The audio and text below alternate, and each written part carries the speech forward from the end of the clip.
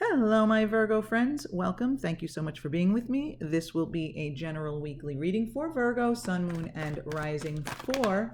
Oops, got some cards already for the physical realm. This will be a general weekly reading for Virgo, Sun, Moon, and Rising for November 25th through December 1st. Of course, dates are... Wow, this is fast. Dates are approximate and flexible. You may find resonance with it whenever you view it, or you may find none at all, since it is a general reading. Just take anything that does resonate with you and leave the rest for somebody else. And never put anyone else's judgment before your own. Okay, the cards are really just here as a guide, not as predictors. So it isn't necessarily what's going to happen. It's really just reading the energies as they stand. And it really is my intention to attract cards that will give guidance to either, the most people who view it or the people who need it the most, right? Sometimes we just need to hear something from somebody else. I know I definitely do. Okay. Ooh, the Chariot. Oh, we have two. All right, you know what?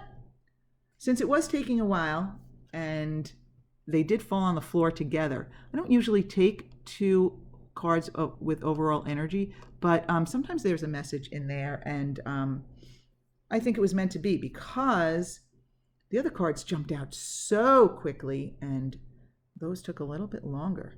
So we have quite a number of cards here for a weekly, but let's take a look at what we have.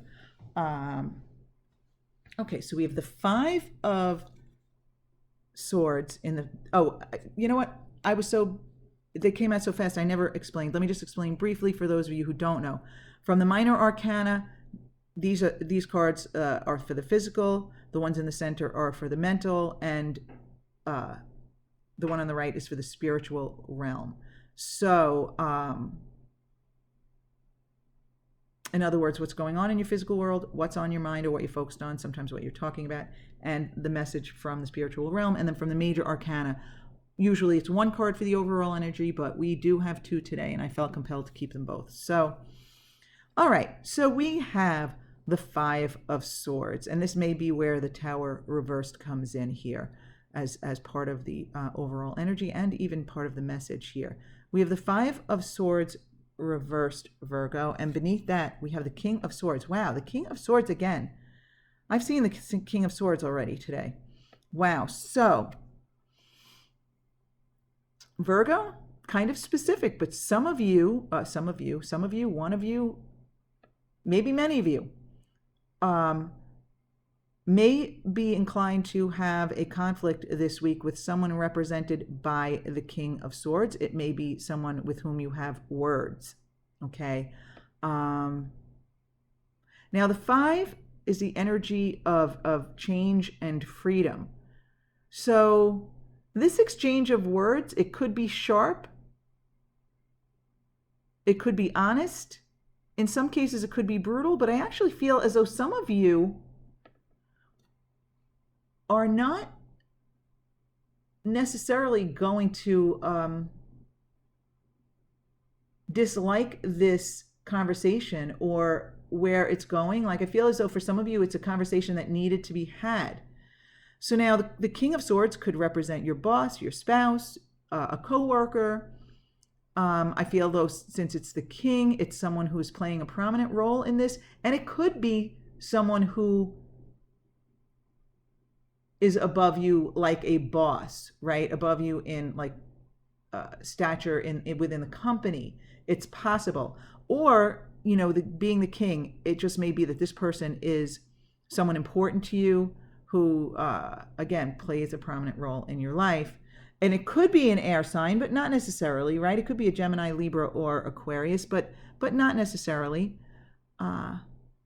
I feel like it's someone who's honest with you, doesn't mince words, isn't the most warm and fuzzy person necessarily, or at least isn't in this conversation, in this situation, right? I mean, some of us can be warm and fuzzy one day and, sharp and brutally honest the next. Listen, I can be extremely warm and fuzzy, but, you know, push comes to shove, I also can be brutally honest, but I try to be brutally honest in a warm and fuzzy way. Doesn't always work. Depends if I'm having a conflict with someone. Okay, so let's take a look at the mental realm here. We have the Four of Pentacles with the Seven of Pentacles reversed and the Ace of Pentacles reversed. So I really feel with your focus here that this conflict is related to your work, and this conflict may be a boss or a coworker. Okay?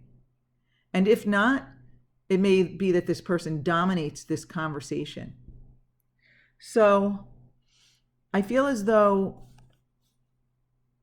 with the Four of Pentacles, you know, the four is a number of stability. The card is upright. I think you feel like your position is stable, yet not, what's the word I'm looking for? It's stable, yet not secure, okay? And now that doesn't mean that's how your situation is. This is how you feel. This is your focus. And this focus could be the result of this conflict in your physical realm, or this focus could be the catalyst of this conflict. It will vary for each of you. Again, the Seven of Pentacles. You're not clear as to your future, and I do believe this is about your career, your work, your situation. And this lack of clarity and this feeling that your job isn't as secure as you'd like it to be, or your situation in general isn't as secure as you like it to be, you would like an Ace of Pentacles opportunity. You would like a new job offer. You would like to start over. Some of you want to start your own business, but there is resistance here with the Ace of Pentacles reversed. You're not feeling enthusiastic about it, but none of this energy is enthusiastic, right? I feel like the Four of Pentacles is stability, but just getting by. And also a sense of it's stability yet insecurity at the same time, if that makes sense. And again, you feel like you have no vision for the future. You're not sure where you're headed. And and again, leading to that feeling of, you know, I almost feel like, do I stay or do I go, right? You'd like this Ace of Pentacles opportunity, yet you feel like you need to hold on to what you've got. And in the message from the spiritual realm, the 8 is the number of power, and it is often related to your career, often related to your financial status, and it is the number of power. And I feel as though the universe is giving you a very general yet powerful message to move forward in your power. Move forward in your power. Now, only one card jumped out for this position. And I don't feel like that is, well, obviously it's not by accident, but I mean, I feel like that there's a message in and of that in itself. What is that? What does that mean to you? What does that mean to you as an individual? Move forward in your power. First of all, the universe is acknowledging your power. And second of all, you're supposed to take some action, make a move. But never forget that you need to line up the non-physical energy first, right? You don't want to have this focus and then jump into something new. Actually, I feel as though you need to step into your power and be prepared to move. be prepared to move. Prepare yourself to move. Prepare yourself to make a move within a powerful stance, from a powerful position. And you know what? The Chariot is an energy of extreme power. The Charioteer is extremely capable, strong, powerful, aligned. It's an energy of victory, of control, and not in an overly controlled way, in a way of where, a deftness, a capability, a physical strength too, not just a determination. And this is swift movement too. So we've got 2 cards of movement here. So you need to, the energy of movement and strength and power and victory surrounds you here. And part of the message is, I think, to really, you need to move away from this energy of insecurity. That's how I feel. I feel as though the mental focus is insecurity here.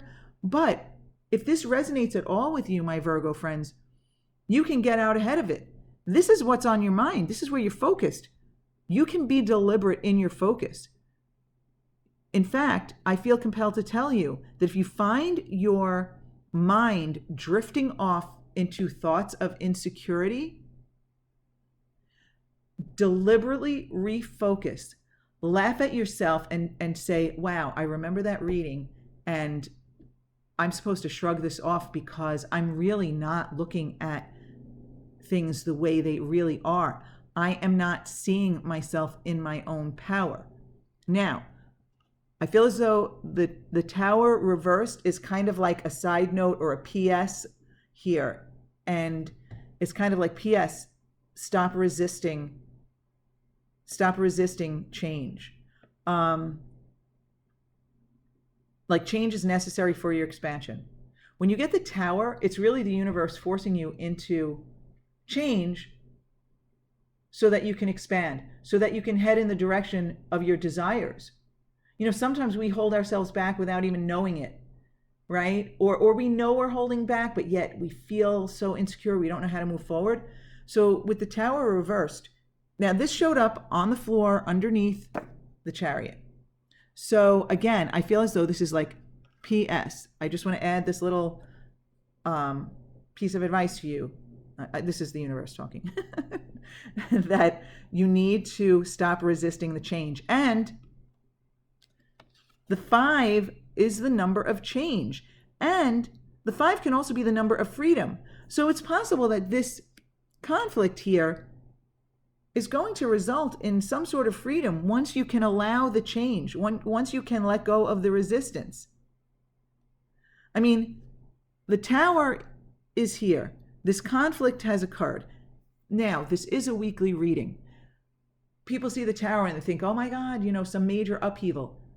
It may be the case for some of you. It may be a minor upheaval. It's just the card that is telling me for you to stop resisting the change and allow it, because it's the necessary change.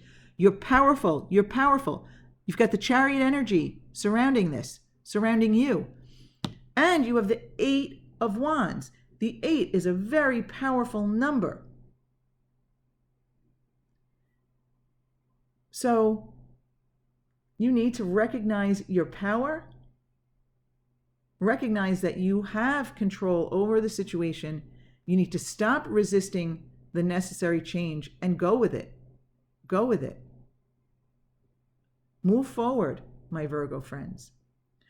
Okay, my Virgo friends, if this doesn't resonate at all, check out your moon and rising sign readings, as they sometimes resonate more.